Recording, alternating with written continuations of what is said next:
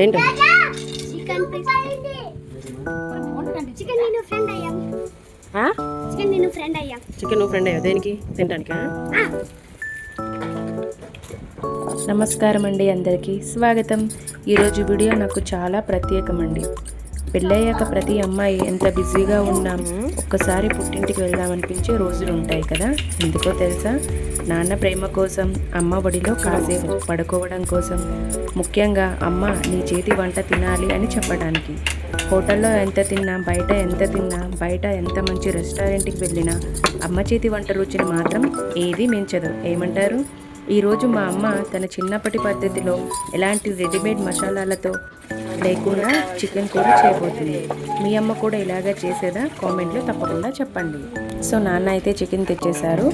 చిన్నప్పుడు ఆదివారం అంటే ఇంట్లో చికెన్ కూర ఖాయం. మేమంతా వంటింటి దగ్గరే తిరుగుతూ ఉండేవాళ్ళం.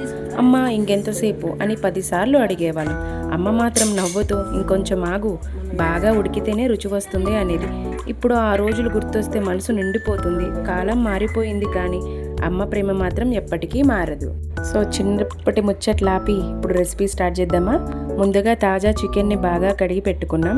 ఇప్పుడు అల్లం, వెల్లుల్లి, మిరియాలు, ధనియాలు, జీలకర్ర, ఎండుమిరపకాయలు ఇవన్నీ మా అమ్మ రోకల్లో నూరుతుంది. ఈ శబ్దం వినిపిస్తుందా? ఇదే అసలైన పాతకాలం వంట. మిక్సీలో 2 నిమిషాల్లో అయిపోతుంది, కానీ రోకల్లో నూరితే వచ్చే వాసన, రుచి వేరు. ఇలాంటి వంటలు ఇప్పుడు చాలా అందంగా కనిపిస్తాయి. కాల్చిన కోడి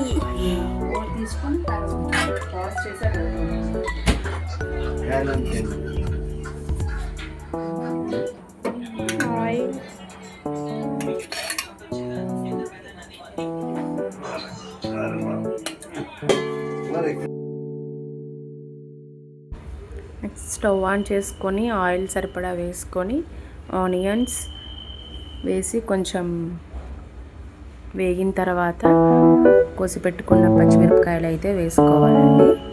వేసుకొని కొంచెం అటు ఇటు తిప్పుకుందాం. కొంచెం అవి ఫ్రై అవ్వాలన్నమాట.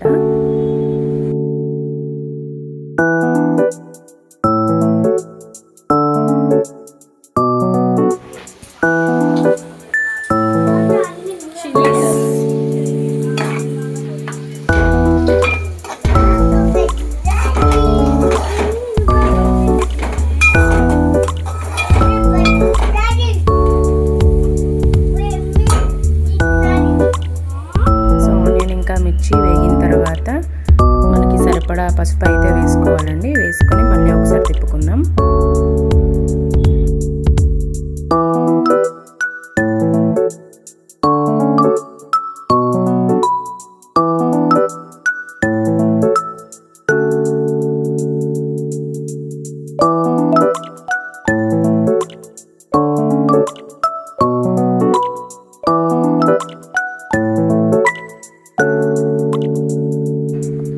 సో ఆనియన్స్ వేగిన తర్వాత కడిగి పెట్టుకున్న చికెన్ అయితే వేసుకుందామండి. దాంట్లో వేసుకొని కొంచెం మొత్తం కలిసేలాగా, ఆనియన్స్ ఇంకా చికెన్ కలిసేలాగా తిప్పుకుందాం.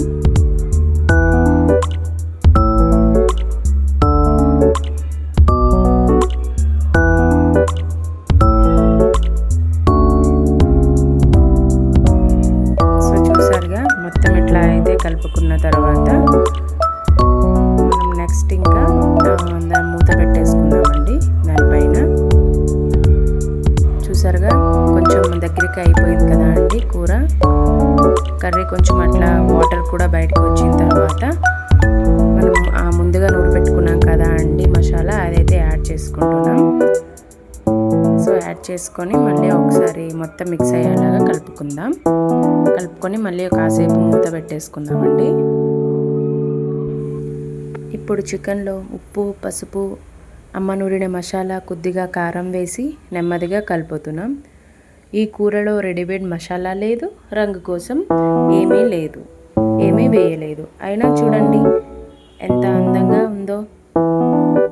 ఎందుకంటే ఈ కూరలో ఉన్నది మసాలా మాత్రమే కాదు, అమ్మ ప్రేమ కూడా. ఇప్పుడు మూత పెట్టి నెమ్మదిగా ఉడికిద్దాం.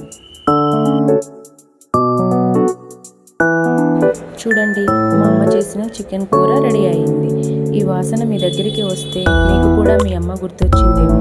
జీవితంలో డబ్బు సంపాదించవచ్చు, పెద్ద ఇల్లు కట్టుకోవచ్చు, కానీ అమ్మ చేతి వంటతో గడిపే ఈ క్షణాలు మాత్రం మళ్ళీ తిరుగురావు.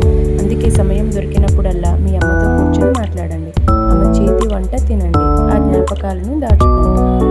ఈ వీడియో మీ హృదయాన్ని తాకితే ఒక్క లైక్ ఇవ్వండి. మీకు అమ్మ చేసిన ఏ వంట అంటే చాలా ఇష్టమో కామెంట్లో చెప్పండి. మా ఛానల్ ఇట్లు మీ లక్ష్మీ రవికి కొత్త అయితే సబ్స్క్రైబ్ చేయండి, మర్చిపోవద్దు. మళ్ళీ ఇంకొంతమైన ఫ్యామిలీలో వ్లాగ్లో కలుద్దాం. జై హింద్.